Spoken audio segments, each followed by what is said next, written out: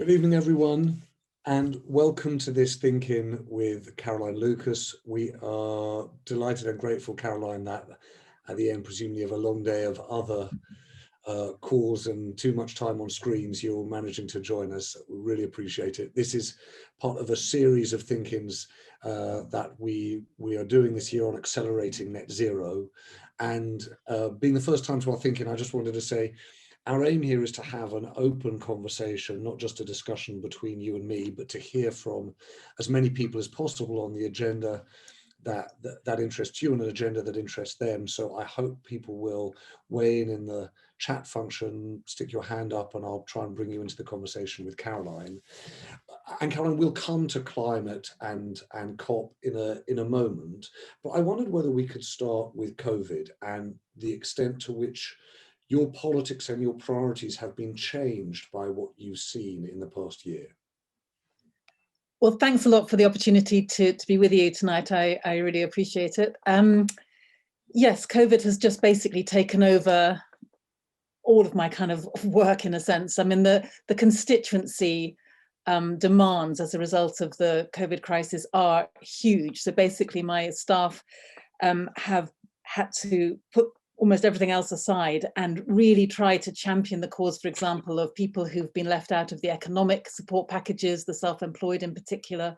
So I've been very active in an all-party parliamentary group that is trying to advocate for the 3 million people who've just been utterly unfairly excluded from any kind of support since March.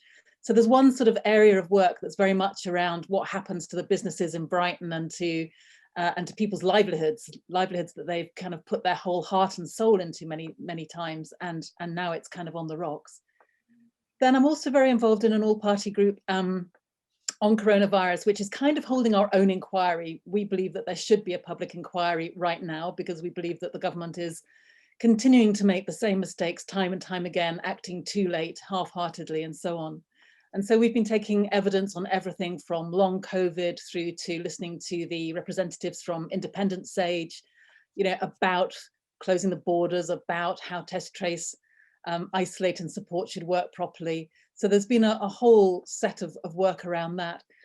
There was a court case just yesterday that I'm involved in. I'm working alongside the Good Law Project and two other MPs to try to shine a light on these contracts that the government has been handing out, essentially, it feels at least, to their pals, 4 billion of which there seems to be absolutely no accountability for at all. We're still trying to find out where that 4 billion was spent, who did it go to, what did it provide? And so we've got a judicial review there on the fact that the government still hasn't come clean about where this £4 billion went. So that judicial review was yesterday. And then I suppose, and this is, I guess, the connection back to what I would normally have been kind of working on right now would be the whole area of the links of our industrialized agriculture model to what we're doing to habitats around the world, which is making the likelihood of another pandemic even greater. And it seems extraordinary to me that is receiving so little coverage. I take the point that right now we're dealing with the immediate crisis as we find it, and I understand that. But there ought to be some bandwidth, surely, somewhere in government that is looking at a set of policies that governments are continuing to pursue around the world, which is making the likelihood of more pandemics happening even greater. And that I find quite terrifying. Okay. Sorry, Caroline, no, I was saying okay because I couldn't seem to unmute myself, which is it would probably be welcome to many Tortoise members and possibly you too. But I'm back. Karen, can I just start with that first thing though, the constituency MP, because I think many people will know you were the first Green MP in Parliament, the first female MP in Brighton. The thing I didn't know, actually, from even having followed your career for years, was the extent to which you've increased your majority at every single one of the elections in Brighton. And one of the things that I'm interested in is the extent to which we're all learning to see our country more clearly. And I wondered whether or not you have, even within Brighton, seen or come to understand your constituency more clearly, where the deprivation is, where the vulnerability is, but also where the sense of community is. What you've seen at that closer constituency level that should help us understand how we as a country are getting through this pandemic. Yes, I mean, I don't know how typical I would say Brighton is in that respect, but I think the extremes, if you like, that we've seen in our city probably are actually more similar to many other places around the country, in the sense that, on the one hand, I mean, I always knew that one of the most wonderful things about Brighton is the sense of community, and that sense that we don't wait for councils or governments or anybody else. You know, there's just such a strong sense of looking out for one another, and that came to the fore over the past 18 months or past year. This is only a year, isn't it? It feels like it's 18 months. And I know that sounds kind of trite, because I know we've all been celebrating, you know, the fact that more people are looking out for their neighbours and you know, clapping the NHS and so forth. But it did feel something very tangible, just seeing how so many people, even if they were facing real challenges themselves, and I'm thinking of some of the people that run some of our small businesses in the city, as well as individuals, have really kind of looked out for each other. But at the same time, at the other extreme, I guess the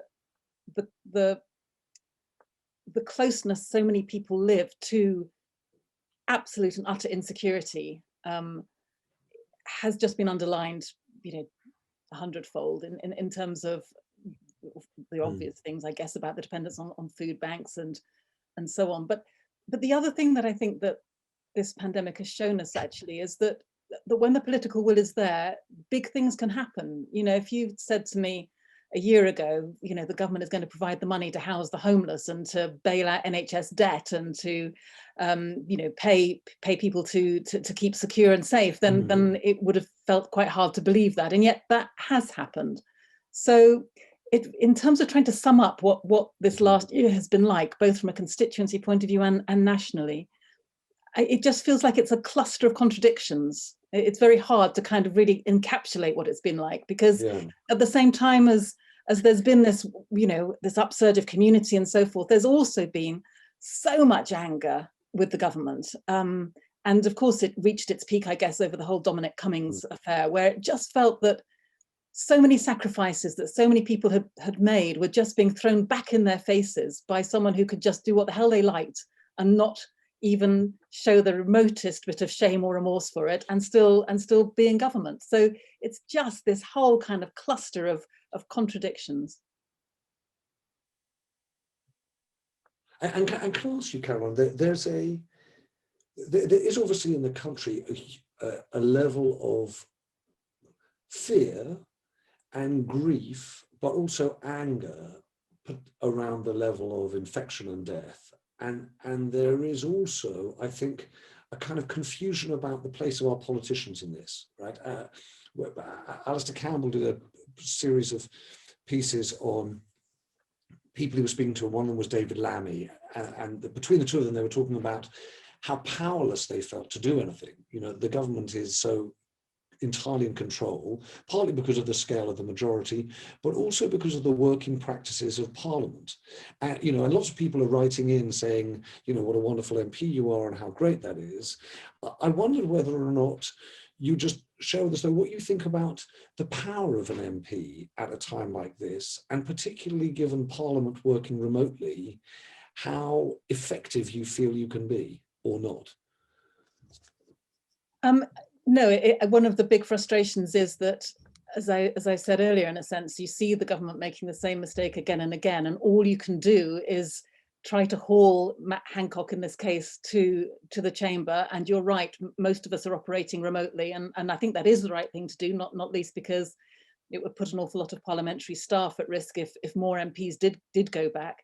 But nonetheless, that really being able to hold someone to account, to interrupt them, to challenge them, is almost impossible when it's done remotely on Zoom. So there's the technical side of it, but there is also the side of having a majority of 80. I mean, this is the Prime Minister, of course, who just prorogued Parliament when it got in his way. You know, that he just decided over Brexit that he just didn't want Parliament there at all, and we were, you know, until the court stepped in on that case, we were powerless. Prime Minister's questions now is utterly pointless. Sorry. Sorry, Carol. No, sorry. I was just trying to say, and how much is that having a material effect on the way the government works? That there's no real parliamentary check on what Downing Street and ministers do. Well, I think one of the impacts of that is the government is continuing to stumble from crisis to crisis and just doesn't have to listen to all of those MPs who frankly are trying to do a really good job. I think of someone like Yvette Cooper as the chair of the Home Affairs Select Committee, has been really hounding the government over the issue of the borders, for example, and the fact that 43 days after we knew about this Kent strain, we still haven't closed the borders terribly effectively. Other MPs have focused on different aspects of this, and I've been impressed by just how much all of us are trying to do our jobs as best we can. But it just feels like the kind of unspoken and sadly unwritten contract between government and parliament has broken down, because we have a prime minister now who doesn't even try to answer questions, and we've got a speaker who does his best to hold him to account. But as I say, the pantomime of PMQs now, I think is just, I can't find the strong enough word for it. It is so disgraceful. It is so utterly shameful that you can just have a prime minister who doesn't even try to answer those questions. And it just feels as if that whole basis of our democracy is being utterly corroded, because you've got a government with a majority of 80 that just is shameless. It is extraordinary that Gavin Williamson hasn't had to resign over the absolute shambles on education. It is extraordinary that Priti Patel hasn't had to resign over bullying, and rather than that, you've actually had the civil servants who've resigned. So it was extraordinary that Dominic Cummings didn't have to resign. You could kind of go through the government and just look at people who have acted in ways that in any normal government would have had consequences, and we seem to have a government now without consequences, and that's deeply dangerous. Yeah, and it's an interesting thing, Caroline. The reason I know we haven't gone straight into the climate crisis and talked about that is this issue about parliamentary scrutiny. It feels slightly wonkish, given the scale of the pandemic and the problems we're creating. But there is a pattern here that I just wanted to sort of explore with you before we got stuck into the question of climate and COP. And I wondered whether or not I can actually cheat here and start picking up on some of the points that have been made in the chat as you were speaking around climate and individual behavior, right? And already you're seeing, and I'd love you to talk a little bit about, I think it's called the Climate Ecological Emergency Bill, and what you think needs to be done, right? What needs to be mandated by government, and what can be reasonably expected of individuals. Well, I think that the government needs to put in place an enabling policy framework that makes it easier for individuals to be able to play their part as well, because we don't sort of start with a clean sheet of paper where price signals, for example, tell the ecological truth and where people can make rational decisions.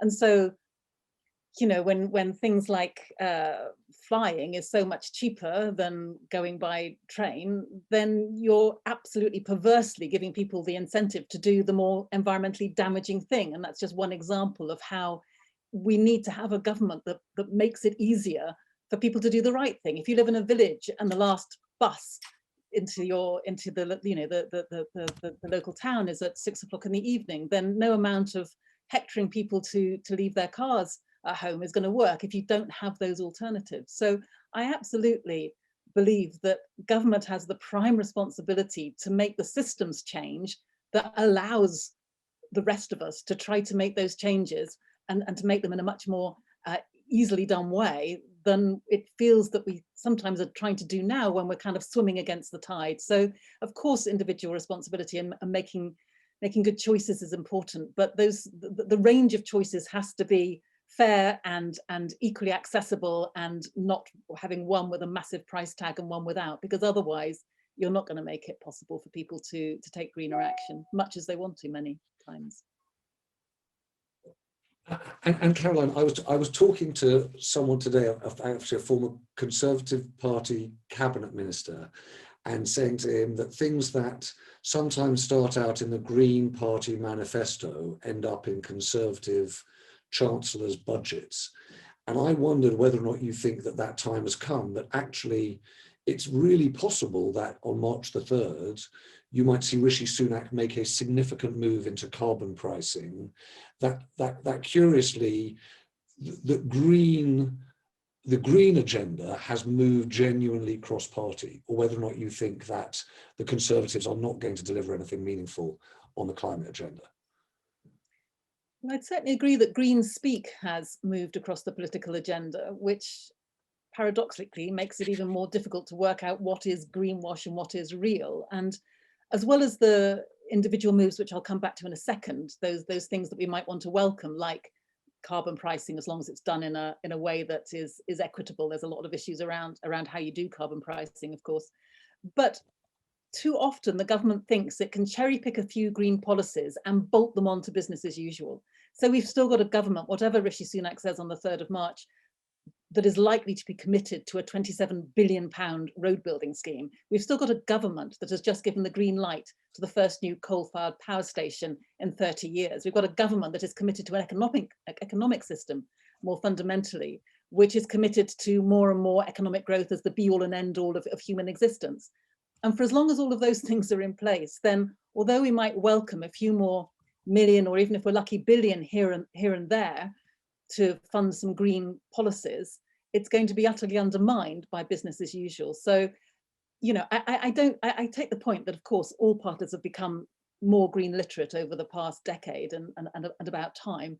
But time is running out. There is an urgency to this agenda that is massive. And that's what worries me. I don't see any indication that there is any kind of commensurate understanding of the challenge that we face. And it was epitomized, you know, for me just last week. The Environment Bill was in Parliament, and I had put an amendment to the Environment Bill talking about alternative economic indicators. In other words, not trying to measure everything through GDP, gross domestic product, because as we all know, GDP is a pretty useless measure of anything very, very meaningful. And it was just absolutely, you know, wasn't even taken seriously at all. And yet the whole issue about alternative economic indicators has been around for decades. Yeah. It's not rocket science, it's not something new. But if you're not even trying to measure the right thing, then you're not going to start getting the economy going in the right direction.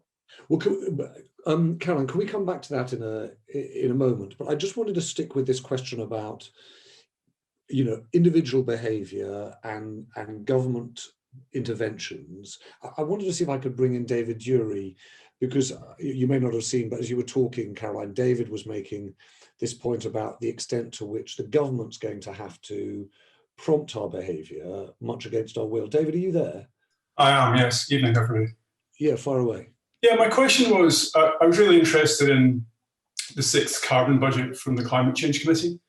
And one of the things that struck me was that they said that 59% of the sort of changes that are going to be required are going to have to come from individuals, which is quite different to where we've been in the past, where we can get renewable energy without lifting a finger. And this sort of strikes me that it's a massive, massive change to get to net zero.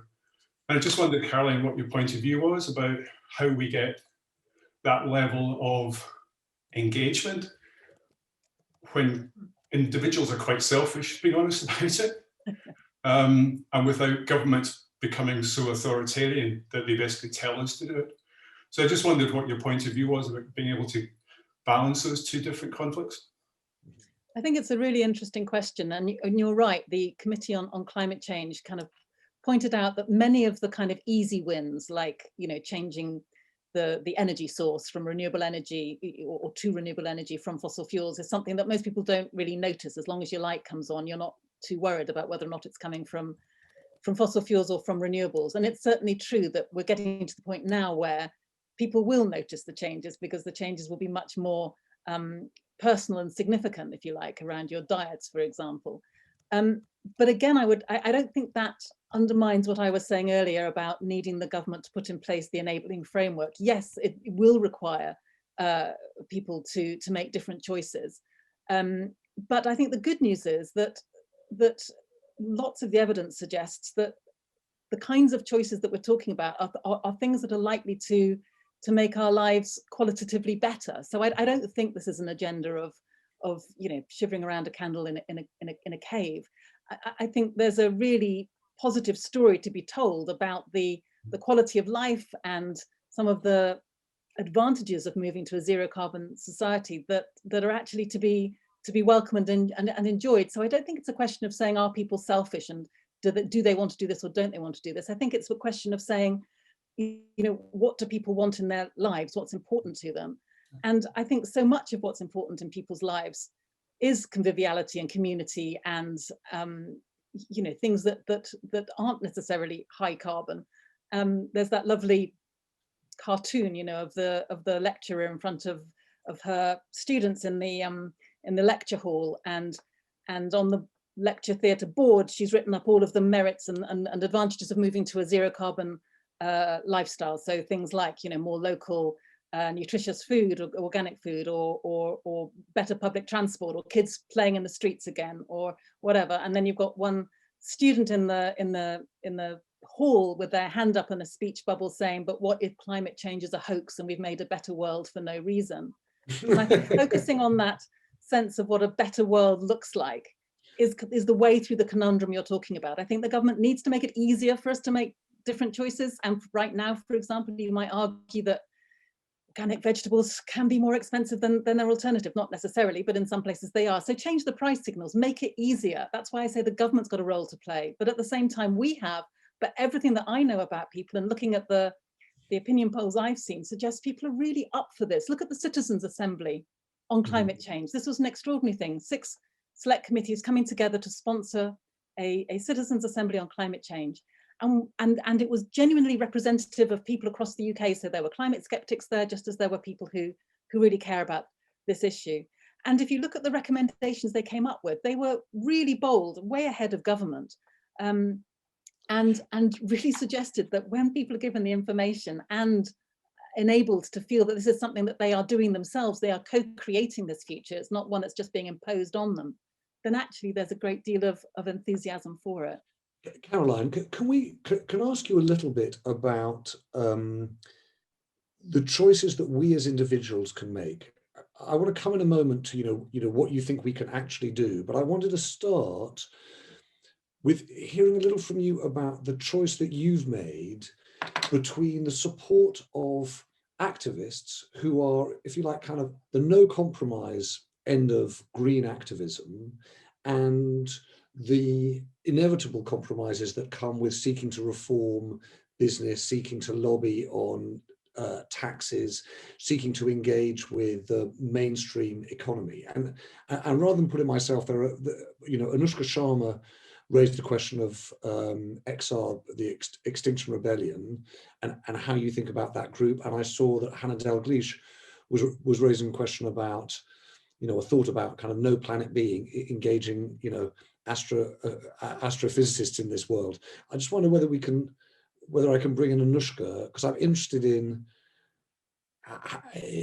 how you engage with XR and how you engage them with the mainstream too. Thank you, James. And Caroline, it's such an honor to hear from you. Your warmth and energy is just such a refreshing change to what we see in politics today. And I just really wanted to know your sort of thoughts on the activism, if that's what it's called, of Extinction Rebellion, and are they doing more harm than good in the challenges and sort of the policy work that you're aiming to do or have been doing? I'd love to know your thoughts on that. Well, thanks so much. That was a lovely introduction to your question. Thank you.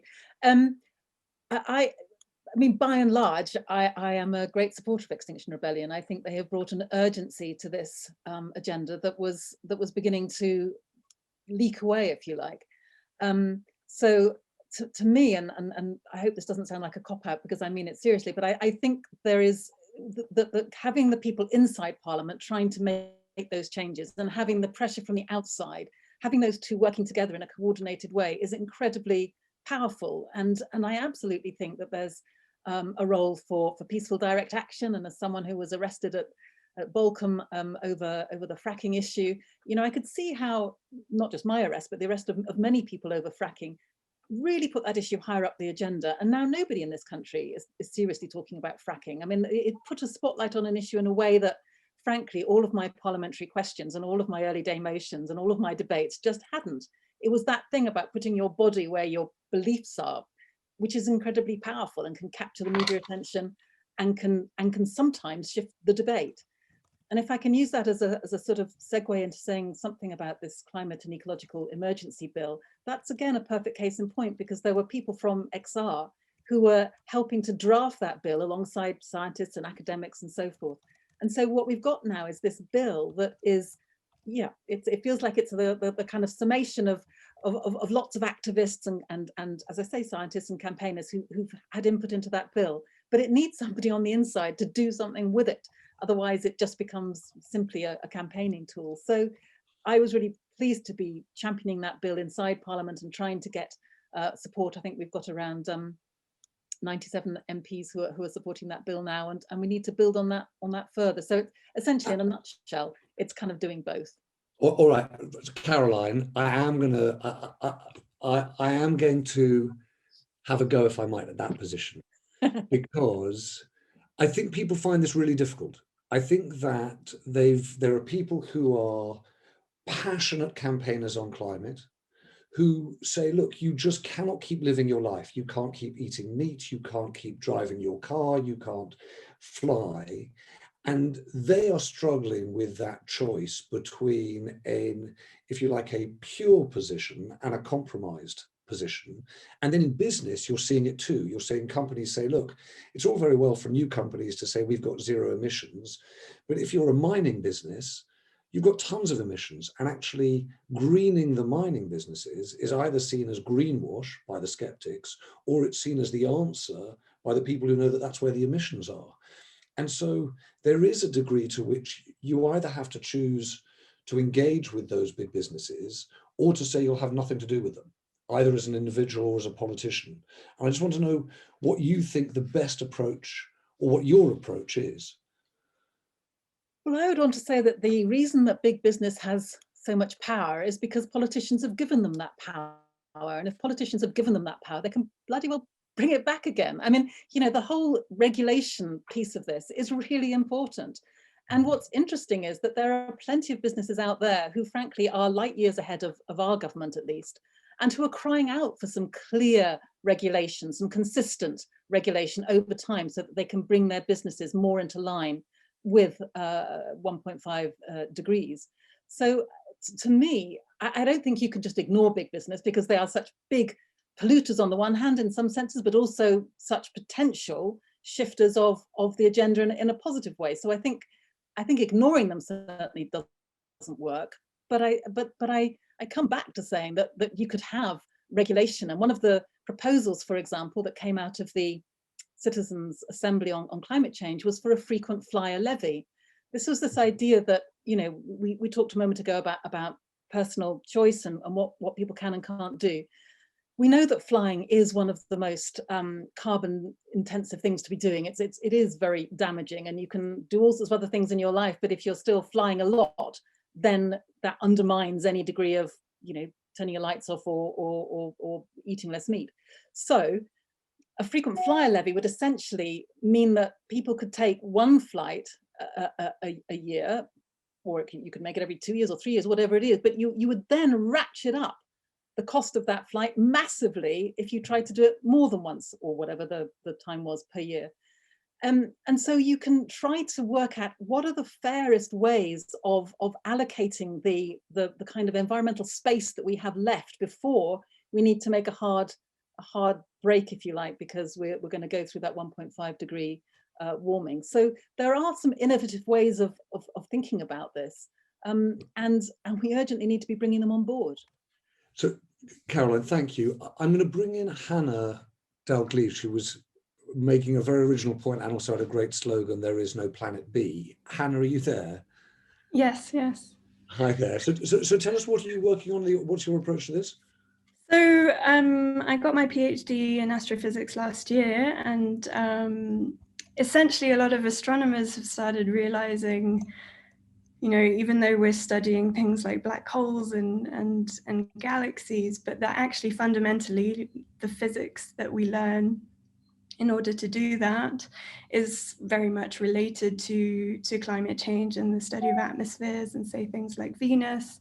And so we were thinking, you know, is there something that we can do? Is there more that we can do as in our capacity as scientists? So we're trying to kind of tell and engage with the public to say, look, we are neutral people. Like, we don't really have any agenda, but we really strongly believe that climate change, you know, is a thing, and there is no planet B, even though we're discovering, you know, so many exoplanets and there are billions of them, but it really isn't any option that we can go there. We have to look after our own planet.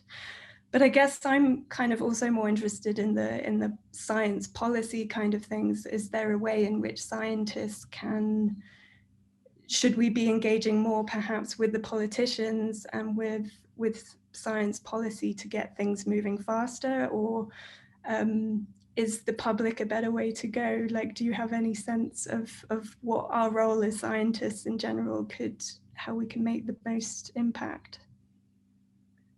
Thanks so much for that question. And I think, you know, the study that you do is just captures the public imagination in such a visceral way that I think, you know, people who are studying the planets and so forth would be just such brilliant communicators on this subject. So I love the idea of you doing some absolute outreach to the public, and that sense that, you know, you have searched the galaxies and you can absolutely say there is no planet B, I think it just, as I say, I think it will capture people's imaginations and will engage people in a way, because there is, I mean, I sense that, you know, scientists are still a group of people in society that people do trust a lot. The public still trusts scientists in a way that perhaps they don't politicians or journalists or others. So I would imagine there will be a fantastic opportunity to try to develop that thought that you've got there. I think it's brilliant. In terms of scientists and politicians, I have quite a big sort of difficulty with this sometimes, because when we've had, for example, scientists who've come to brief the Environmental Audit Select Committee, I know that they are already beginning to censor themselves in terms of putting their own screen on what they think is politically acceptable. And that really worries me when scientists kind of already start to filter out some of the more radical conclusions that their science would actually lead them to, and give the impression that, for example, net zero by 2050 is a reasonable aspiration for a developed country like the UK, or that, you know, we really have got 30 years to get our house in order. And it makes it so much harder for the politicians on the inside who are trying to push our colleagues in a more ambitious way. If we don't have the scientists who are actually saying it and speaking truth to power, then it makes it really difficult. And there was an example maybe a year ago, when the Committee on Climate Change had made some reports on how we would have to change diets, and their suggestion about how much less meat we would need to be eating was I forget the figure, but it was very they were talking about a very small reduction in meat eating, and when we challenged them on that and asked them about that, they literally said, well, that's what we think people will accept. Well, someone might have to make that decision somewhere along the line, but if the scientists are doing it before they even give the information to the politicians, who in turn will then probably water it down further, then we're really in dangerous waters. But I would say, please go out there and do your No Planet B. I think it's a fantastic idea. Caroline, can I go back to a point that you raised just a little earlier on about how we price what we value? And one of the arguments that's often made, or was made against the Green Party for many years, was that actually it wasn't innovative enough in thinking about economics, that its economics were actually, you know, it had a green agenda, and then it had, if you like, a red agenda. It had a classic agenda of the left around distribution. Do you think that it's fair to say that we still haven't got from the Green Party a way of pricing what we as a society and humans value in a way that can make a transition that doesn't define by left or right, but fundamentally redefines the way society works? There's a lot packed in there. I mean, my gut reaction is to challenge your picture of the Green Party. I mean, I would say, I mean, maybe I would say that anyway, but I would say that the rest of the kind of policy community is actually beginning to catch up with what the Green Party has been saying ever since 1973, which is that you cannot have infinite economic growth on a planet of finite resources. We've just had the Dasgupta report just this week, Professor Partha Dasgupta, who was commissioned, interestingly, by the Treasury to do a report on biodiversity and economics. And I would say that there's quite a bit in that report that is good, strong Green Party thinking that's been there from the start. In other words, he talks about saying, yes, there are some market mechanisms that we need, and we do need prices to tell the ecological truth, and that does mean a process of cost internalization.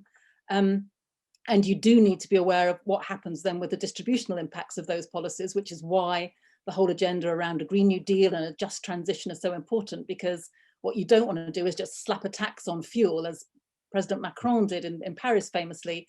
And I know there were other factors that led to the Gilets jaunes, but part of that started as just a real reaction against a policy that hit some of the poorest people hardest. So how you design those market mechanisms is important. But what Dasgupta said, and what the Green Party has been saying for nearly 50 years, is that market mechanisms on their own won't work, that you are going to need to have some absolute limits here. And it's where you design those policies and how you design them that really matters, you know, where a market mechanism works and where you're going to actually say no, you know, for this forest or whatever it is, that there is, however much you pay for that, you're not chopping it down. And Caroline, forgive me, this is my ignorance really, but I was really struck by the idea that in this country we could have a former governor of the Bank of England, in Mark Carney, give a wreath lecture or a series of wreath lectures before Christmas, which was saying the same thing and saying things that are very similar to what you just said, right? You know, i.e. we don't price what we value, that, you know, that market pricing distorts outcomes, but also doesn't prize what's important. What I'm putting to you is that, and it may be the Green Party's done this work and I haven't seen it, but what's the pricing mechanism for all of those public goods, whether they're environmental goods or social goods, that you think is a viable system to move to? Well, I mean, I'm still not quite sure that I understand the question that you're what I'm asking. trying to say, Caroline, is that I understand what the price is on something I buy in a shop. I don't seem to understand what the price is on community or air quality or you know, a whole bunch of other things. And I still don't feel I know from the Green Party, which is the party I'd go to for this, what the answer to that could or should be. Well, there are a number of policies that will begin to move you in the direction you're talking about. I mean, if I can just deal with the first bit, which is what I thought you were asking about, which was about how you would calculate the true cost of goods, and you would do that through, you know, the kind of emissions that are embodied in the product. And there's quite a lot of thinking going on in academic circles and elsewhere about how you would make sure that existing products do more accurately reflect their environmental footprint, for want of a better phrase. But I think actually now you've explained a bit further, what you're asking more is, how do you value those things that don't and can't have a price tag in quite the same way as you're saying with community and so on?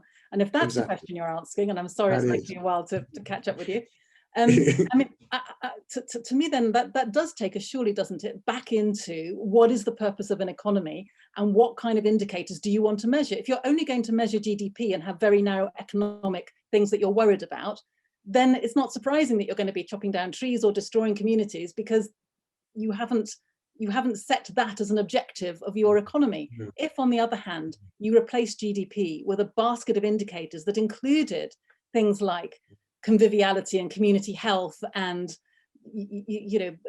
drug misuse, or if you had a whole set of indicators of things that you decided you did want to say really mattered, then you could measure the contribution that your economy is making to either promoting those things or damaging them. And by the way, Caroline, thank you for so elegantly getting me out of my muddled question. If I'm the reason that I'm sound muddled is, the truth is I am muddled. I'm really struggling to see how you answer the question that was posed by Mark Carney, which is we live in a system where we price certain things, but not necessarily the things that we value. And that's the thing I'm trying to work out, how we deliver a society that understands what things are worth. And then responds accordingly. But listen, we're going down maybe a bit of a detour. I want to bring in a couple of other people. Havinder, I hope that you're on screen, because I saw that you made an interesting point about tech and the extent to which technology itself can transform our behaviour. I don't know whether you're there. I am. Thank you very much, and hello. Yeah.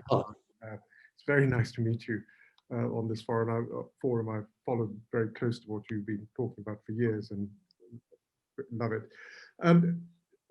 This issue about the drive towards climate change is, in my view, and in my professional life, I think it's being discussed at a level which doesn't help us make the changes that we need to make on a daily basis, that citizens can make on a daily basis, that businesses should make on a daily basis, and the decisions that cities should make on a continuously monitored basis about what planning consents they're giving, how road traffic is moving, what pollutions are being created, and so on and so forth.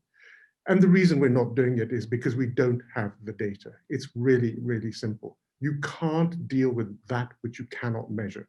It is entirely possible with today's technology, given the number of CCTV cameras, for example, we have in the United Kingdom, that for a relatively modest amount of money, we can actually put sensors in and a network across the whole of the urban population of the United Kingdom for tens of millions of pounds, which will generate real-time, hyper-local, continuous data on pollution, water pollution, soil pollution, air pollution. Citizens can get these on their phones. You can see if you're asthmatic, whether you should go out or not. If you're a city, you can see if there are hotspots or not. But this solution is not being deployed because cities don't have the money. And I suspect actually ultimately government is scared about what this data would show to Joe public, because what I would really like to do is to democratize this whole issue and give every person on their phone the data of the pollution surrounding their house, the school where their child goes. And that impacts real estate values. It impacts on your life insurance policy, your health policy, and so on. And suddenly this thing becomes real. Yeah. So I think science and technology is the answer. We need to have it deployed, but I fear that the government and cities are worried about what the data would actually do for their own positions. Arvinda, thank you. Caroline, that's really interesting.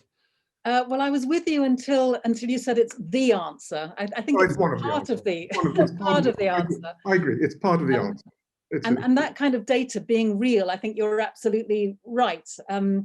I mean, people have made the observation, haven't they, that when you've got an electricity meter in your home where you can see how much electricity you're using, just the mere fact of being able to see that going up and down very simply has an impact on your behavior. And certainly I think the idea around air pollution monitoring and knowing what your air pollution is like in your particular street at any given time in a very easy way is incredibly empowering. And I think it would, exactly as you describe, have an impact both on property prices, but also presumably from then on, also building a much stronger lobby of people who would be campaigning for their MP and their government to be putting in place cleaner air policies. So I think it would absolutely give people that data and sense of ownership of the information, which would enable them to be much stronger campaigners too. So I think that's important. I guess as long as you're not saying, and I don't think you are saying, that we need to wait until we've got all of that, because we already know that levels of pollution, if I take Brighton and Hove, I can't tell you what the level of pollution in my road is, but I can certainly tell you in different areas of this city, and I can tell you that it absolutely breaks WHO guidelines, many times over, and we need to act. So as long as it doesn't get misused by politicians thinking, well, let's just wait till we've got a bit more data before we act. There's that phrase that if we're not careful, we'll go down in history as the species that spent all its time monitoring its own extinction rather than taking rather more urgent steps to avoid it. And that would be just my one concern on that. But essentially, I think you're right that technology has a big role to play in this. Caroline, I'm going to just follow that up with a question that actually Simon Foxley has just made in the chat, which is a similar one. Some people say, you know, technology can save this or accelerate and really help on this front. Other people say capital can, that money can, right? And people point to either, you know, ESG, environmental, social and governance investment.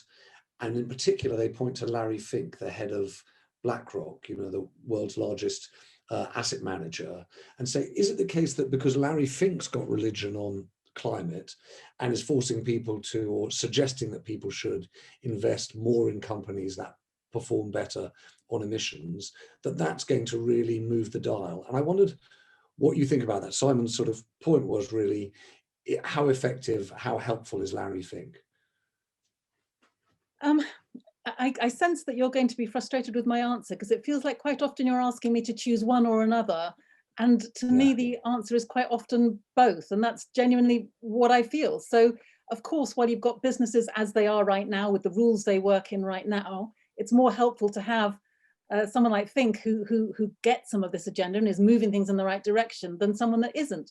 But I don't like the idea of just leaving it to chance to know who is heading up these extraordinarily powerful institutions and having, as a result, a huge amount of power, which is why I come back to saying, let's make sure that we look at some of these companies, look again at shareholder responsibility, look again at what the purpose is of a business, and do we need to change some of those articles of registration of businesses as well, to make sure that we're not just leaving it up to chance, that we need to make sure that all businesses are moving at speed to become compliant with, or to come into alignment with, a world that is not warming any greater than 1.5 degrees.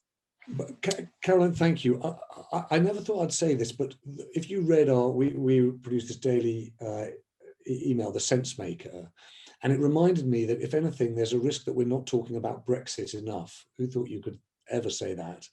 I want to, if I can, just bring in Matt Kelly, partly because not only is the editor of the New European, he is as of about 48 hours ago, also its proprietor, or at least one of them. And so to say congratulations to Matt, and to tell everybody that as much as we're against waste, please don't go out and buy not one, but 2 copies of the New European to support this venture in journalism.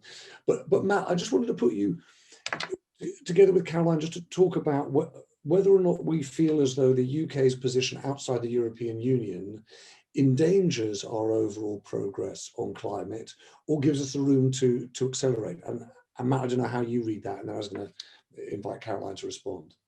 Well, I think Caroline and I are both, very clear on our position on the benefits of staying within the European Union, and I can't see a great argument, frankly, for suggesting the theory that Britain can now go off and do something brilliant and innovative and show the world how to change on climate change. I don't see that as likely. So I still maintain that within the European Union, we would have had a much greater effect at the table if that was our goal.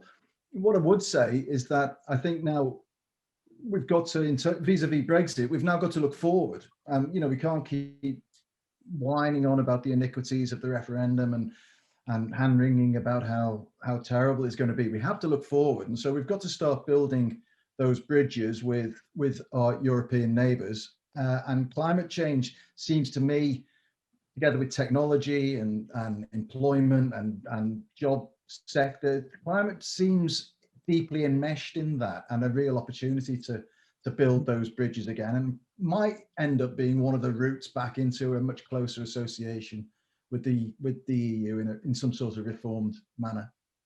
Caroline?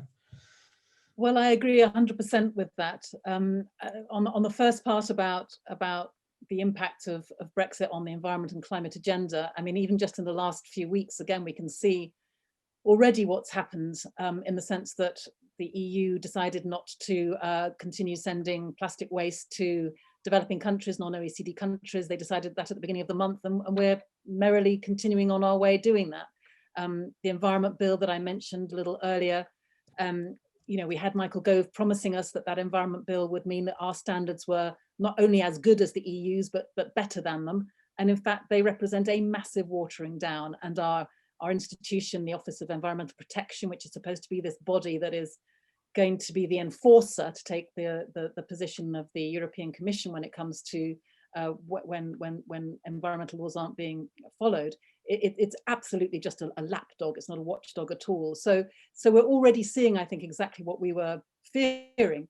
But I take Matt's point that there's a limit to how much looking backwards can help us. And I do think that climate is something where that whole sense of climate diplomacy and the forging of a new role for Britain on the world stage, if we can get our own house in order, because it doesn't work if you're just strutting the world stage on climate and environment and not acting the act at home. And so I would point again to the new coal mine and the £27 billion roads, but that apart, potentially at least, I take the point that on something like climate and environment, we could really make that something that we wanted to use as kind of, not exactly as leverage, but as political capital to bring others along with us as well.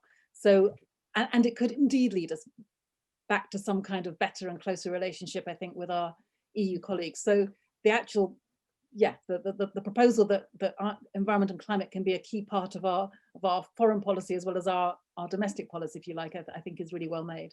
I also just to add on to that, James, just very briefly, I think domestically, the opportunity for climate to really come much more to the fore in our political conversation, I think that's got more chance of happening if we are actually on our own, rather than being part of an association of 28 nations, where the tendency is to say, well, you know, how it's this big amorphous problem with a big amorphous set of solutions. And now I think, you know, the chances that people in Britain will look and say, well, it's us that's not doing it, or it's us that is doing it. And I think perhaps that'll play to Caroline's favour at the polls at some point. Yeah, I hope you're right. I sort of worry about that, because I think one of the advantages of being in the EU was that, to the extent that the UK, when it came to the global stage, was actually a positive force, we were able to put more pressure within the EU to bring countries like Poland further along with us. And that was a positive role that we were playing, which is now not there. And also when it comes to some of the economic policies, you know, when we start talking about how do you ensure that our businesses are not undermined by cheaper produce coming in that isn't made to the same environmental standards, then I think that's a lot easier to do when you're working within a bigger block. But maybe that's just my my sour grapes. Caroline, can I see that we've only got 5 minutes left. I want to just talk a little bit though about opportunity and inequality, and I want to do two things. One is I want to get your read on where you think UBI, Universal Basic Income, goes now, whether or not furlough suggests to you there may be an appetite for it in some form, or whether or not actually what we're realizing is the country can't afford it. I would, you know, you won't be surprised that I think that the case for a universal basic income has been reinforced many times over the past year. I started off this conversation by saying that the pandemic has shown us that many things that we thought were not going to be politically possible actually are, when the political will is there. I think that the level of insecurity that COVID has also shone a spotlight on is such that more people now are more aware of the way in which so many of our neighbours actually live. So I think there's probably more political support for a universal basic income as well. The idea that we can't afford in the 21st century, in the sixth largest country, or sixth largest economy, I should say, in the world, that we couldn't afford to do this, I think is just wrong. It's about political choices that you make, and if we've still got so many of our as I say, as our friends and neighbours who are living in such desperate insecurity, then surely, you know, we are better than saying that we're going to say that's okay. And we know that means testing doesn't work. And sorry, Caroline, everyone will agree with that. Where they'll part company with you is, or how do you afford it? Because what we've seen is, we've seen how the government can step in when it wants to, but we've also seen a massive increase in debt, and whether or not that's sustainable over the long term. Well, there are all kinds of questions we're getting into now within our last 3 minutes. And you know, at some point I would love to talk to you, and maybe you could have Stephanie Kelton come and talk to you, who's written this book, I don't know if you've read it, about the deficit myth, which would be all about, you know, what can we really afford and what can't we? And Stephanie Kelton would say very, very clearly that it is perfectly possible for governments to afford to meet the needs of their population. There are limits to how much governments can spend, but it's not an arbitrary level of debt. It's about inflation, and it's about other economic factors being in balance. So I think there's a bigger conversation there. But even if one were to try to answer the question within our current economic framework, you know, there are sovereign wealth funds, there are windfall taxes on some of these companies, some of the digital companies that have done so well out of the last year. There are corporation taxes, which in this country are some of the lowest in the world. You know, if you want to do something, you can find the money to do it, is my position. And essentially, it feels to me that COVID, as I say, has just highlighted the fact that we might all be weathering the same storm, but we are in such different boats, and so many people are hardly even on a raft at all. I think that will have generated a greater momentum behind saying, if we want to do this thing, we can find a way of making the money to do it. All right, Caroline, throughout this, I see that Mark Hayward has patiently kept his hand up, and we've got 2 minutes. So Mark, will you keep it certainly pithier than I've managed to, and then I'll leave you, Caroline, to respond. Okay, thank you, James. Well, yeah, what I wanted to ask has been largely answered already, I think, by Caroline in the last 20 minutes. I totally share her distrust of the use of pricing as a means of dealing with the climate change problems, and it seems to me that we do need more direct intervention and limits to be set on what's an acceptable level of environmental destruction. We need to follow the advice of David Attenborough, the IPCC, and many others, and so on. What I was originally going to ask was to do with the carbon trading system, in fact, and other things that follow from that, which is to do with the fact that carbon trading was launched as the next great bright idea, where you can internalize prices and so on. It does seem that that's not going to get us where we need to be. We need to have the targets for CO2 emissions and things like that made as top priority, and base policy around it. Mark, I'm going to just interrupt. Forgive me for interrupting. I'm going to ask Caroline just to address that point, just because the time is running out, and then we'll lose everyone. So if it's all right, Caroline, what do you think of that? Is carbon trading? I mean, we've seen the limits to carbon trading, I think, by seeing just how low the price of carbon is in the European emissions trading system, for example. So it needs, if it is to have any role to play at all, it needs to have far greater oversight in terms of actually setting where that carbon price is. And I suppose it comes back to the beginning of our conversation, that there are some places where that pricing mechanism might be an appropriate role, have an appropriate role to play, but there are certainly others where you simply wouldn't try to use trading in that way. Otherwise, yeah, there's no absolute limit to which you wouldn't then descend when it comes to commodifying so many of our precious assets that have an intrinsic value. Caroline, thank you. It's 2021, it's the year of COP26. We're not green MPs, but lots of us probably, because we're here, care about this issue. Is there any one thing that you would like us to do in this year individually that we can say, oh yeah, we've made a contribution, we've helped address this problem? I guess, you know, there are two ways of answering that. One would be to go and talk to somebody who isn't sympathetic to this agenda and try to convert them, because we need more people who are actually sharing that.